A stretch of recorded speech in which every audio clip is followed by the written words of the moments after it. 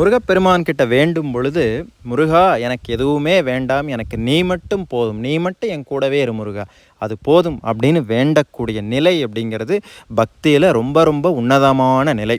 ஆனால் ஒரு சிலர் சொல்கிறாங்களே, முருகன்கிட்ட எதுவுமே கேட்கக்கூடாது, முருகன்கிட்ட எதுவுமே வேண்டக்கூடாது அப்படின்னு சொல்கிறாங்களே, வேண்டுனா ரொம்ப கஷ்டப்படுத்திடுவார்னு சொல்கிறாங்களே, இதெல்லாம் உண்மையா அப்படின்னு கேட்டால் அப்படி கிடையாதுங்க.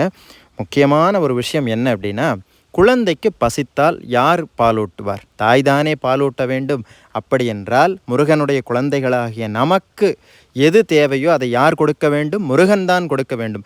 ஒரு குழந்தை இருக்கிற தாய்க்கே வேலையின் காரணமாக, வேலை பளுவின் காரணமாக அந்த குழந்தைக்கு பாலூட்டக்கூடிய அந்த நேரம் மறந்து போகும், மாறிப்போகும், தாமதமாகி போகும். அப்படி பார்த்தா உலகத்தில் எண்ணற்ற ஜீவகோடிகளை ஈன்ற என் அப்பனே அப்படின்னு சிவபெருமானை சொல்கிற மாதிரியே தானே முருகப்பெருமானும். முருகப்பெருமானுக்கு மட்டும் வேலை இருக்காதா? ஒருவேளை நம்மை பார்ப்பதற்கு தாமதமாகிவிட்டால் நாம் அழுதாத்தான் நமக்கு கிடைக்கும். முருகா எனக்கு வேணும் அப்படின்னு நீ அழுதினாத்தான் கிடைக்கும்.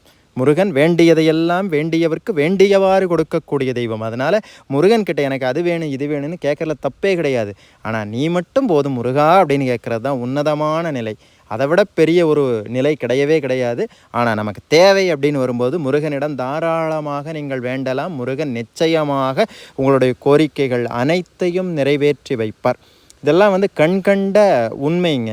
இதெல்லாம் அனுபவபூர்வமான உண்மை. முருகன் எல்லாமே கொடுப்பான் அப்படிங்கிறது அனுபவபூர்வமான உண்மை. எத்தனையோ வரலாறுகள், ஆயிரக்கணக்கான வரலாறுகள் இருக்குது. முருகப்பெருமான் கேட்டவருக்கு கேட்டவற்றை கேட்டவாறே கொடுப்பார் அப்படிங்கிறதுக்கு.